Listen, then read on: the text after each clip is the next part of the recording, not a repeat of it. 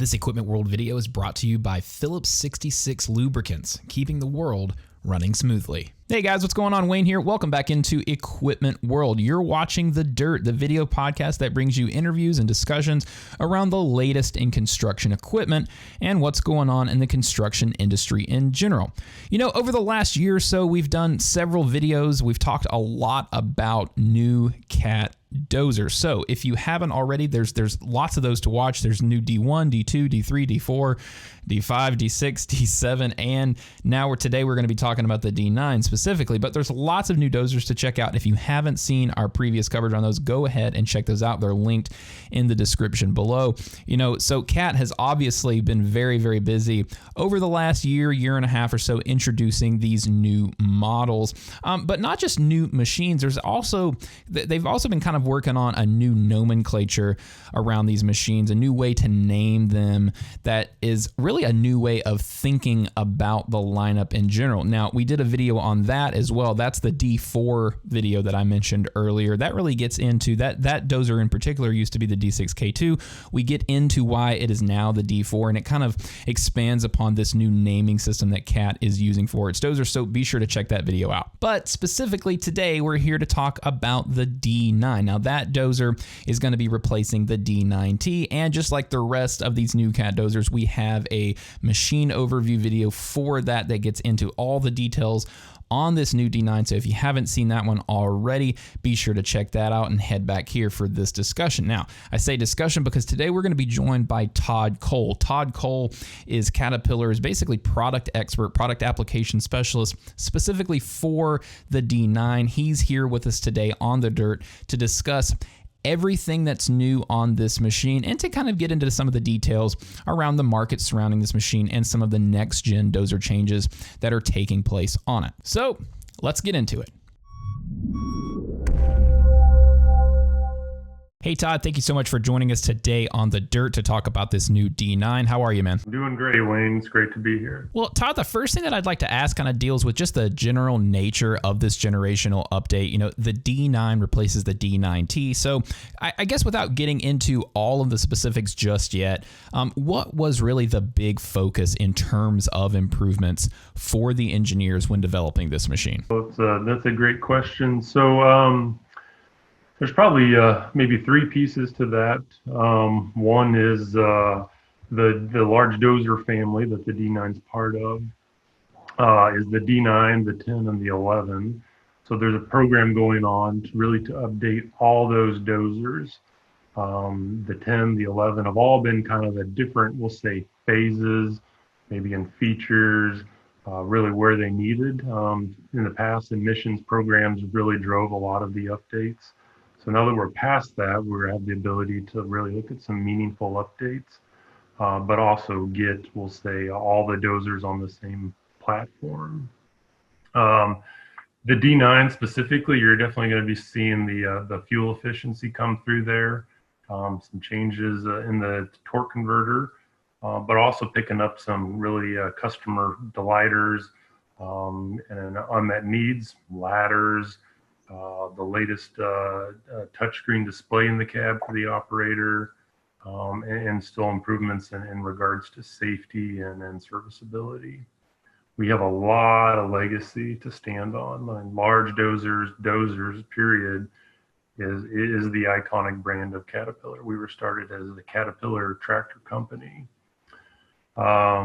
So we, keeping the operators safe, using technology, build them to last, and of course, make them rebuildable, really focusing around that TCO, the total cost of ownership. So that's really what this program's doing, is pull things together, bring some things that have been due for an update, and deliver those to the customer. Yeah, and apart from hardware changes, this machine also has a new name that kind of adheres to Caterpillar's new machine nomenclature. So Todd, talk a little bit about that nomenclature change and how you're hoping it makes, browsing the dozer lineup as a whole a little bit easier. So, the whole dozer line, so that's everything from the D3 to the D11, got to go through the redo of the nomenclature. So now it's going to be the D1 through the D11. Probably, I would say confidently, the large dozer family, the 9, the 10, and the 11, really probably had a lot easier than some of our medium and small dozers. So no big change. The D9T will become the D9. The 10, guess what? The 10, the D11 is still the D11. So that makes it pretty easy. Getting rid of that suffix, so getting rid of the T, now allows some easier transition as MPI programs come about. So in our past, we went from the H series to the L series to the R series to the N series, or probably it's the other way around there, the N to the R, then to the T. So eventually you'll run out of an alphabet. So now by just having the D9 period, it makes it a little clearer and easy to identify that the D9 is the D9. Okay, so the machine has a new name. I mean, we've basically subtracted a letter from it, but it's still a new name. And there have also been some meaningful changes made to the machine itself. But really, what I wanted to ask here in this question, Todd, is whether or not you all are considering this machine as part of the quote unquote next gen dozer platform. That has typically entailed some changes to the cab, for instance. But there has been at least one other dozer that's gotten a name change in the new D4, but wasn't necessarily next gen. So that's kind of why I ask. Is this a next gen dozer? It is, yes. So again, really is a family, as I've mentioned before, but it is the next gen. So there were changes throughout the dozer, but some of them were small, but significant again to bring it up to that level of a standard across the large dozer family. Electrical architecture, reduction of ECMs, some changes to the frame they're really minor, but for manufacturability and interchangeability with different configurations and commonality too with some of the large dozer families. So the more parts we can utilize, the less variation, and is really a benefit to the customer, to the dealer, and then to us. So yes, it's part of the next generation. Well, Todd, I've got one more kind of lineup or customer related question on this D9. Clearly this is a large machine. What is the typical customer set for this? Is it mostly mining? Is it a split between mining and construction? What is the typical customer split look like for this machine? Typical is we are a good mix. So we are a tweener machine, as I'd call it. So depending where you're in the world, it is a mining machine. In North America, it's probably more viewed as heavy construction, but it definitely sits in that the land in between two continents. We're in waste, we're in stockpile applications, heavy construction, wood chip, ripping applications, trap loading with loaders. And of course, mining, production, dozing. So we're into everything. If you had to break it up, looking over the last 20 years, 25% mining, 40% is heavy construction, general construction, and then that remaining piece is that specialty, the industrial, the rental, the waste. So I would call it the Swiss Army tool of dozers. Now, let's kind of move on and get into the machine specifics for the D9. I see on the spec sheet that this machine is listed at 110,225 pounds.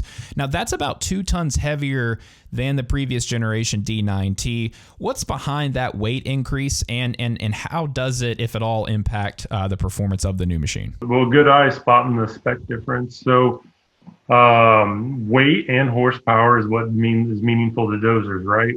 That's what moves material. So the number we've got published there is a very good number. We had a weighed single shank ripper, SU blade. We'll say the everyday dozer. That's a good number. We did make some changes. As I mentioned, move some weight around. There's a new radiator guard. Some slight changes really to the frame for manufacturability. But there is not what I'd call a meaningful change to the weight of the machine. So yes, it is different. Hopefully, we're comparing apples to apples from when we last weighed the machine in the T Series program, but there's not a significant practical difference that we can claim performance on. Now, Todd, one of the more meaningful changes that you guys have made on this new D9, and you mentioned this earlier, but it's going to be the new torque converter that you guys have implemented. And one thing that you mentioned in the materials that was sent out with this machine's announcement was the presence of a stator clutch. Now, the design of the stator and the clutch themselves obviously can have a pretty big impact on a torque converter's efficiency. So talk a little bit about this new torque converter design and the impact that it is having on performance and fuel consumption. So this one could get pretty deep in when you start talking about torque converters and impellers and turbines and stators and clutches, and what does it all mean? Well, let's just get down to the end here. To the customer, it means 5% less fuel consumption. So it's great because it pays the customer every day. Somebody is paying for every gallon of fuel. If you take that 5%, put it over 4,000 hours at a customer site, you're talking in excess of 2,200 gallons of fuel. So do the math. I mean, it's big. It definitely there's bigger things out there that could have a reduction. But the good thing about the stator clutch is there's no buttons to push by the operator. There's no modes to select. There's no operator input. It is all on control by the ECM, the control module on the machine.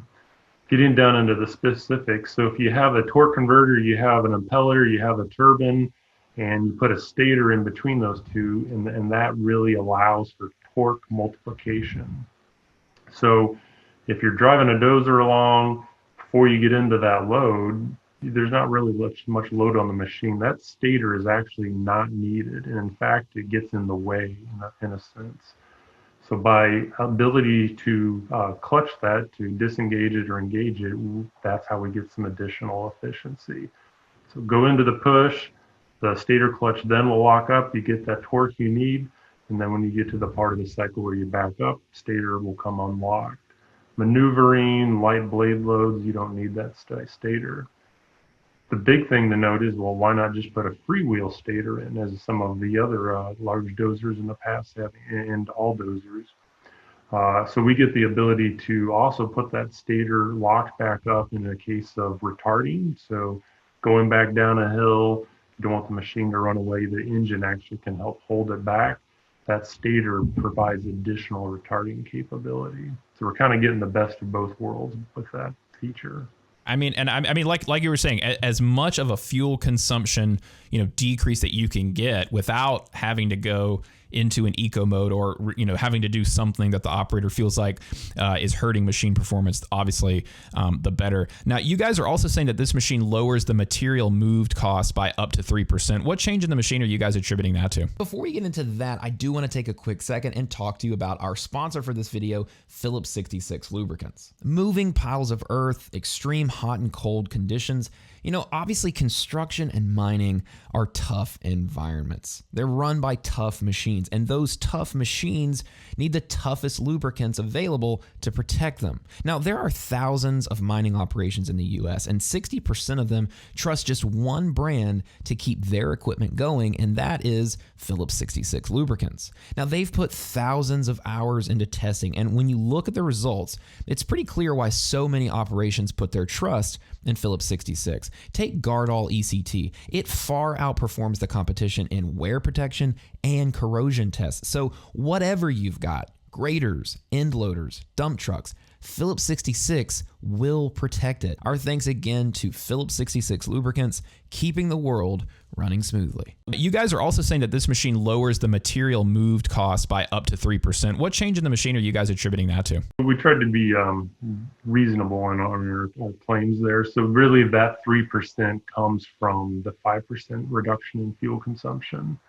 So take the cost of owning an operating cost, pull out some of the fuel, apply it to the amount of expense applied to move material, that fuel savings really comes out to about 3% BCM. Well, Todd, this new D9 packs the same model of engine found in the D9T that it replaces. That is the Cat C18. But I'm looking at the spec sheet, and I'm seeing that horsepower is actually up slightly. That's probably just another like slight tweak or difference in measurement, like you were just talking about. But I did want to ask you about it. So, what is behind this improvement in horsepower, if there is something significant? And it is the 5% fuel efficiency gain that you are attributing to this engine? That's another kind of benefit of it. Is that the same 5% we were just talking about thanks to that torque converter change? Or is there also a 5% gain in fuel efficiency that the engine itself is responsible for? 80% of that 5% fuel consumption comes from the stator clutch. So that's where the big piece of it comes from. We also made a change to the output transfer gears on the transmission.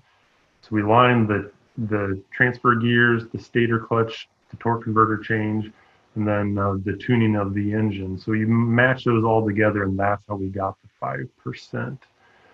Not much change really to the engine, just a different rating change.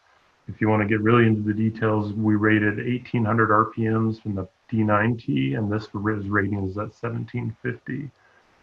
Gets into a lot of specifics about rating of points, what vector on the engine curve do you rate it at. So again, you saw it was really just a few horsepower change, but it's not a performance claim we would make of more horsepower.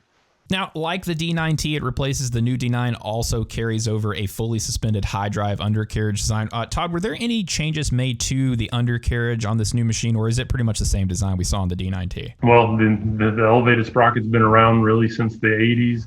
It has made some changes over the time, but really when you get specific to this program, we've got it pretty well dialed in. So no significant change to the undercarriage, the roller frames, the final drives, the idlers, the rollers, the track, push arms, blades, all that piece of the working end of the Dozer is unchanged.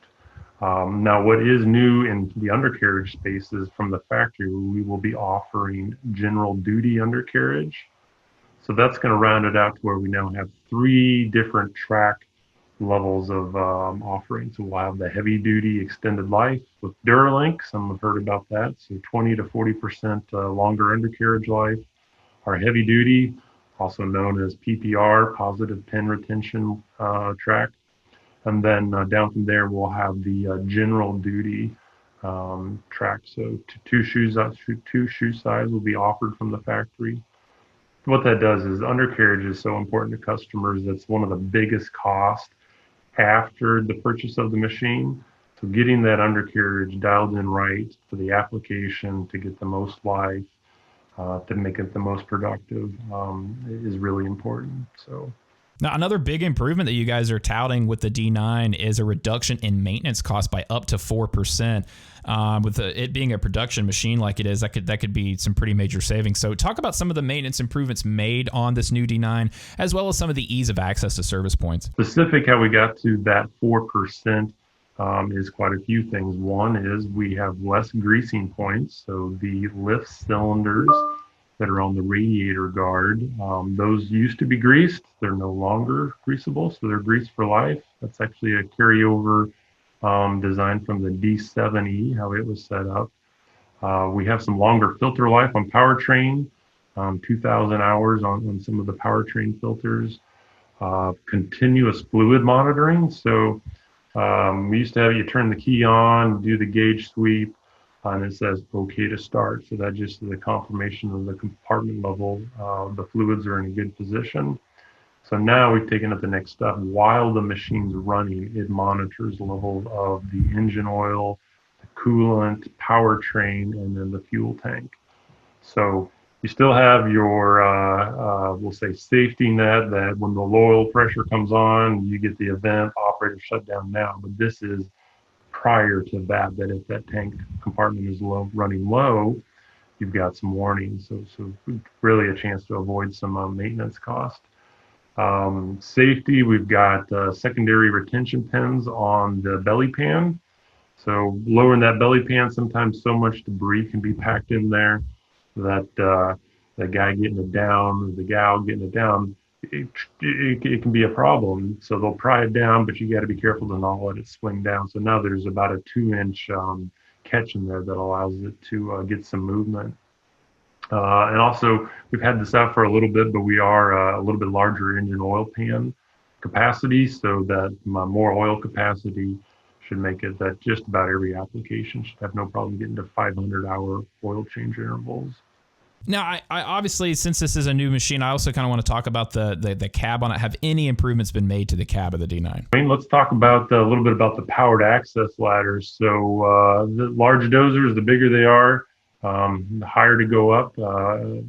One thing we did come out with this, the new D9 was a powered access ladder. So electric over hydraulic at the ground level, an operator can lower the ladder and then go on up into that cab and then raise it up.